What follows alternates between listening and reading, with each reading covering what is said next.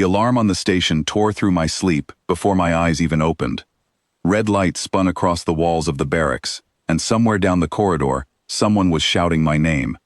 I was already moving before I understood why. Vor was standing in the command hall, and half of her own honor guard had their blades pointed at her chest. I had served beside her for 2 years by then, long enough to know the difference between a drill and a real threat. And this was not a drill. Her own soldiers, warriors bonded to her by blood oath since the day they were born into her clan, had turned their weapons on the one person they were sworn to protect. I did not think. I moved.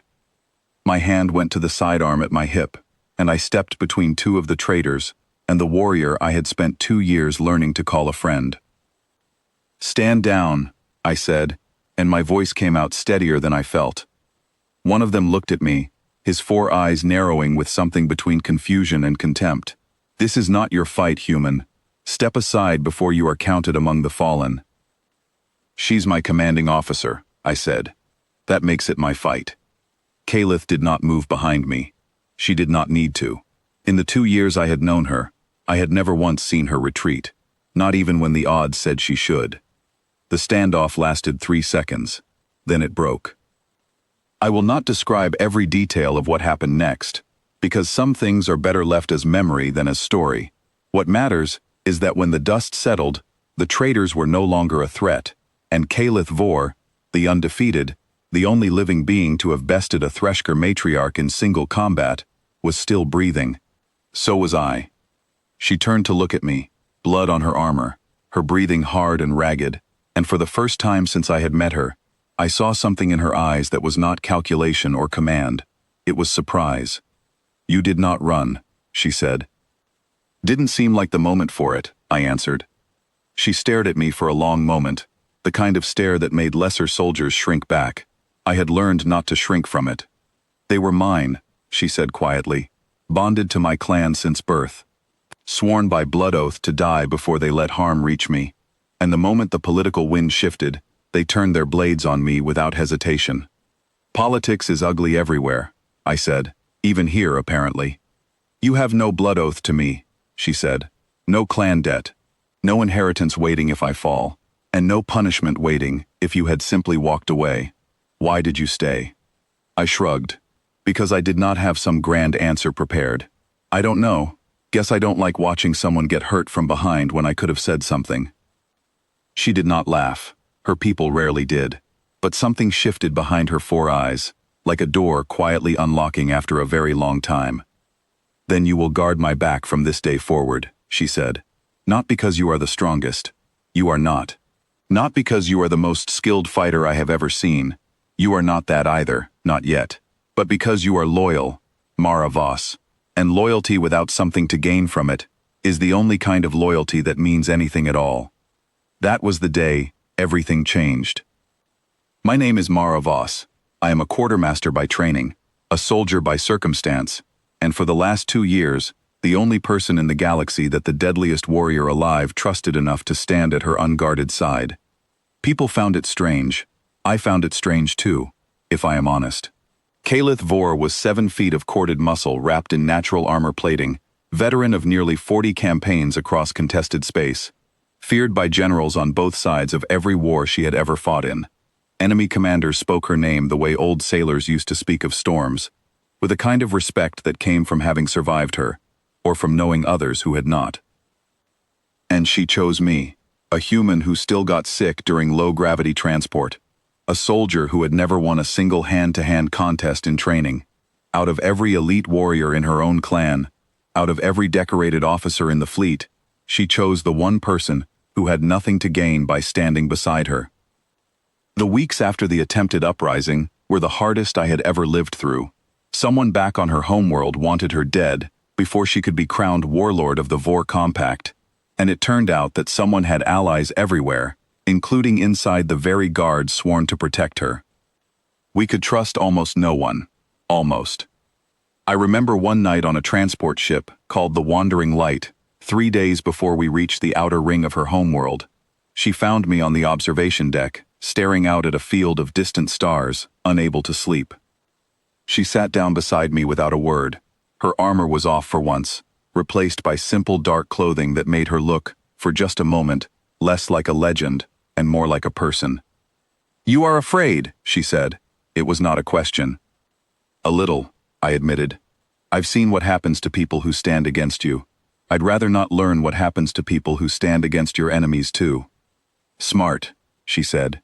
"Fear is not weakness. Fear that stops you from acting, that is weakness.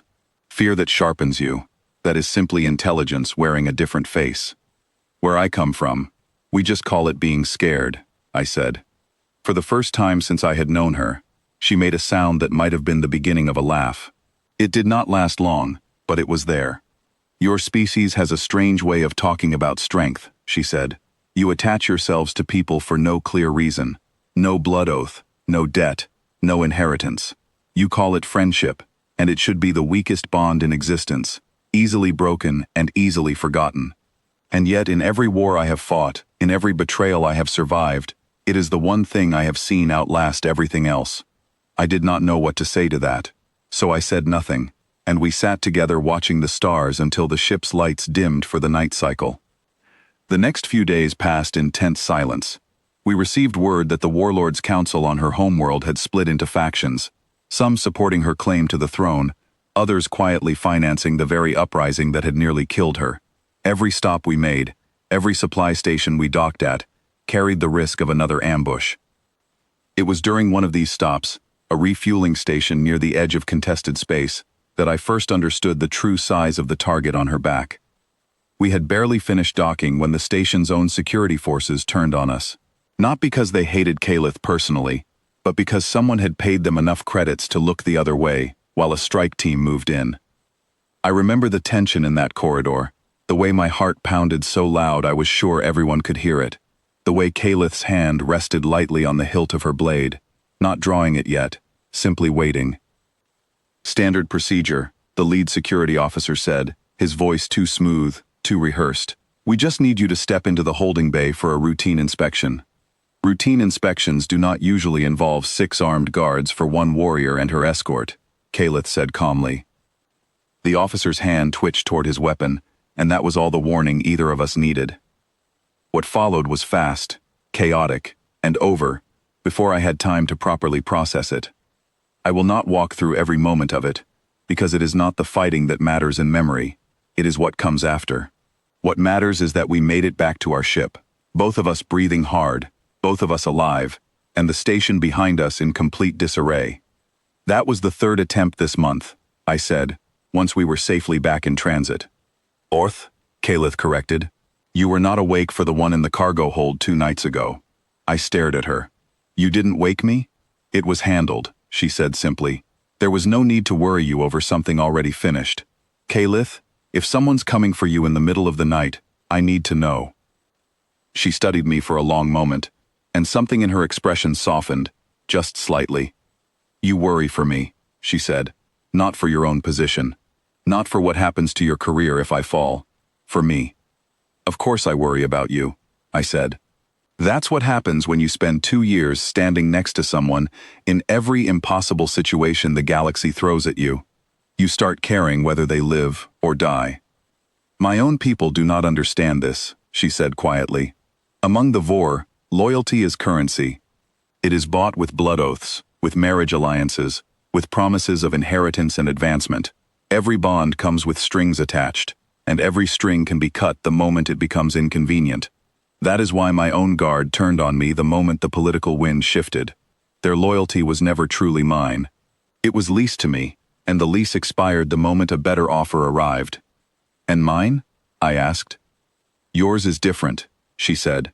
"You have nothing to gain from my survival, and nothing to lose from my death, beyond the loss of someone you have chosen to care about. That is either the most foolish kind of loyalty I have ever encountered, or the strongest. I have not yet decided which." "Can't it be both?" I asked. That almost laugh returned again just for a moment. "Perhaps," she said. "Perhaps it can be both."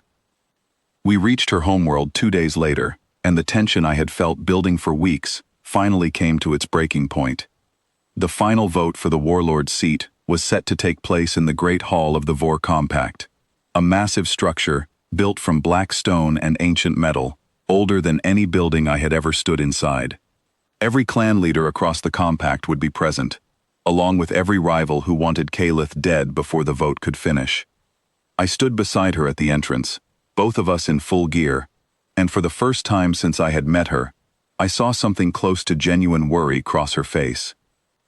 "If I fall today," she said quietly, so only I could hear, "you are not to seek revenge. You are not to stay and fight a war that is not yours. You are to go home, Maravos, and live a long and foolish and undisciplined human life. That is the only order I have ever given you that actually matters." "You're not going to fall," I said. "No," she agreed, and there was something almost warm in the way she said it. "I am not. Because for the first time in this entire conflict, I do not walk into that hall alone. I walk in chosen." The doors opened, and we stepped inside together. The hall was filled with clan leaders from every corner of the compact, each one watching us with expressions ranging from support to open hostility. At the center of the room stood her cousin, a warrior named Draven Vor, who had spent the last several months quietly building the alliance that wanted Kalith removed from power entirely. "You have some courage, returning here after your failed guard tried to end your claim before it began," Draven said, his voice carrying easily across the silent hall. "They failed," Kalith said simply, "as will you." "Confidence," Draven said, almost admiringly. "Even now, surrounded by those who question your right to the throne, you stand as though victory is already assured." "It is," Kalith said, "because unlike you, I did not build my strength on promises and bought loyalty. I built it on something your credits could never purchase." Draven's eyes flicked toward me, and I felt the weight of every clan leader's gaze follow his. "The human," he said, almost laughing. "This is your great strength? A single soldier from a species that has barely left its own solar system?" "You misunderstand what strength means," Kalith said. "You believe strength is measured in the number of blades sworn to your name, in the size of the army you can buy with promises of land and title. I have learned something different. Strength is standing beside someone who has nothing to gain and everything to lose, and knowing they will not run." The vote that followed was long and tense, filled with speeches and counter-arguments that stretched across nearly the entire day. I stood beside Kalith through every moment of it, watching as clan after clan cast their support, some for her, some against, the balance shifting back and forth like a tide that could not decide which way to turn. When the final vote was cast, the hall fell into a silence so complete I could hear my own heartbeat. Kalith Vor had won, not by a wide margin, but by enough. She was Warlord of the Vor Compact, the first in generations to claim the seat through survival rather than simple inheritance. Draven did not take the loss well. What followed was not a clean transition of power, but a final desperate attempt to seize by force what he could not win through the vote. I remember the chaos of that moment, the shouting, the sudden scramble of clan guards uncertain which side to defend. I remember stepping forward without thinking, the same way I had 2 years earlier in that first command hall, placing myself between Kalith and the last true threat to her claim. I will not describe every detail of what happened in those final chaotic minutes. Some things are better remembered in outline than in full. What matters is that when it ended, Kalith Vor stood as the confirmed warlord of the Vor Compact, and I stood beside her, exhausted, bruised, but alive. The hall that had been filled with tension only hours before slowly settled into something like acceptance. Clan leaders who had opposed her began, one by one, to offer their formal recognition of her claim. It was not warmth, not yet, but it was respect. And among her people, respect was often the first step towards something more lasting.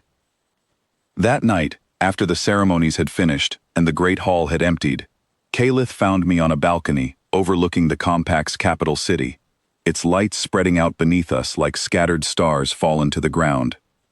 "You could have died today," she said.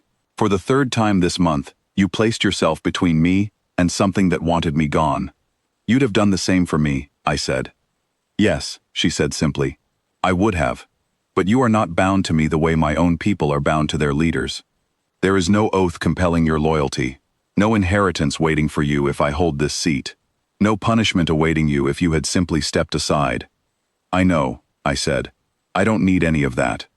She was quiet for a long moment, watching the lights of the city below. My entire life, she said, I have been surrounded by warriors sworn to protect me, bound by blood and oath, and the promise of reward. And in the moment it mattered most, in the moment the political wind shifted against me, every single one of them turned their blade toward my chest instead of away from it. Not everyone, I said. No, she agreed. Not everyone. There has been exactly one exception in my entire life, and she happens to be a human soldier who joined my guard by simple chance rather than by oath or blood. Does that bother you? I asked. That the one loyalty you can actually trust came from someone who owed you nothing? She considered the question carefully, the way she considered everything, weighing it from every angle before answering. It troubled me at first, she admitted. It seemed to violate everything I understood about strength and loyalty among my own people. But I have come to see it differently now. Perhaps loyalty that is bought will always eventually be sold to a higher bidder. And perhaps loyalty that is chosen, freely and without obligation, is the only kind strong enough to survive when everything else fails. So what does that make me? I asked. In whatever system your people use to measure these things. It makes you the only person I have ever trusted completely, she said. Not because you are the strongest fighter in this compact, though you have improved greatly these past 2 years. Not because you are the most skilled tactician, though your instincts have saved my life more than once. It makes you trusted because your loyalty was never for sale, was never bound by obligation, and was never something anyone could simply outbid. I did not know what to say to that, so for a while, we simply stood together on that balcony, watching the lights of a city that no longer wanted her dead, listening to the quiet hum of a world finally settling into peace. There will be more threats, she said eventually. Warlords do not rule without enemies. There will be more nights like tonight, more moments where someone tries to take what I have earned. I'm not going anywhere, I said. I know, she said. That is precisely why, out of every warrior in this galaxy, every soldier decorated with medals and titles and blood oaths sworn since birth, I trust exactly one person with my life. She looked at me then, and for the first time since I had known her, the legendary Caliph Vor, the undefeated, conqueror of the Threshker matriarch, feared across a dozen star systems, smiled. A human, she said, who owed me nothing, and gave me everything anyway. The stars above the compact's capital burned bright that night, and somewhere far beyond them, word was already spreading across the galaxy of a new warlord, who ruled not through fear alone, but through a loyalty no enemy could ever hope to purchase. And I stood there beside her, exactly where I had chosen to stand 2 years before, and exactly where I intended to remain for as long as she would have me. Some bonds are built on blood, some are built on oaths, but the strongest bond of all, the one that outlasted every betrayal and every attempt to break it, was built on nothing more than one simple choice, made in a single dangerous moment, to stand and not run. That choice changed both of our lives forever, and in a galaxy where loyalty was usually bought and sold like any other commodity, it turned out to be the rarest and most powerful weapon either of us had ever known.